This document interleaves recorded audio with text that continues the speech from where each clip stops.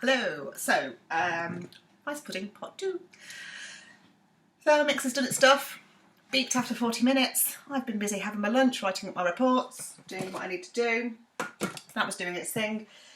Come back and I follow the next stages of the recipe. Place 4 egg yolks from medium eggs in a bowl. So I've done a separated 3 so far. I thought I'd show you the 4th one whilst I was doing it, just as a bit of a tip so you can see how I separate my eggs, because I don't have an egg separator. If you want to use the egg whites for another recipe, because I don't like throwing them away or throwing unnecessarily throwing stuff away. If I can make something out of it, I will do.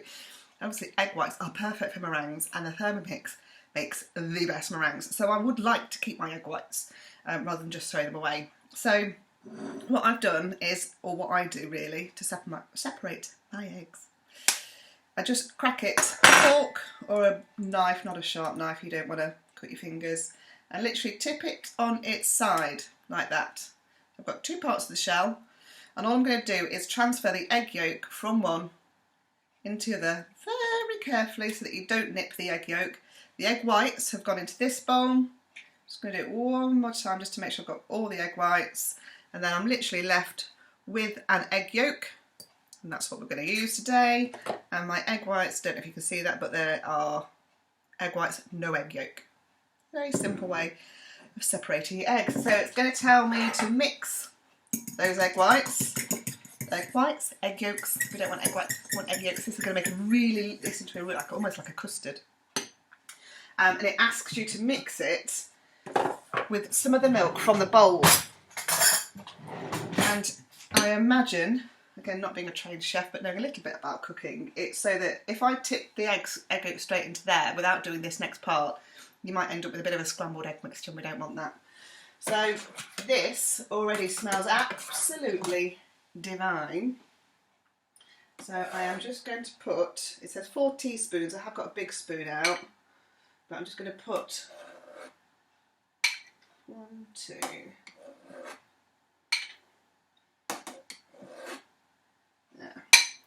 Put the milk into that and stir that up so that the egg yolks are already getting used to that milk and that temperature. They're not going in blind. It then says 160 grams of sugar. It doesn't state what sugar to use. You can just use normal plain white sugar, caster sugar, big chunky granulated sugar, whatever you like to use. But I am running low on white sugar, and I've got loads of light brown soft sugar. And I know this will add like a bit of a more caramelly taste to it as well. Tells me 160 grams of sugar. It's already set itself to 0. So I'm going to throw that in. In fact, what I'm actually going to do is, when I made this at the weekend, it was quite sweet. So I'm going to just put a little bit less in and see if I can taste the difference, and see if it affects the thickness of it as well. Because the other thing I was thinking of with sugar is sometimes it helps with the thickness. Alright, and we're going to add the egg yolk mixture.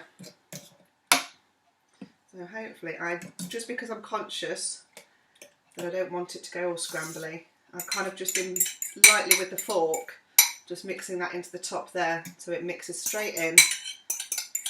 I don't want scrambled eggs, or risk having scrambled eggs. It does then actually say mix well with the spatula as well, so the spatula, only use the spatula if you're going right to the bottom, otherwise you're going to end up scratching your bowl. Again, insert measuring cup into mixing bowl.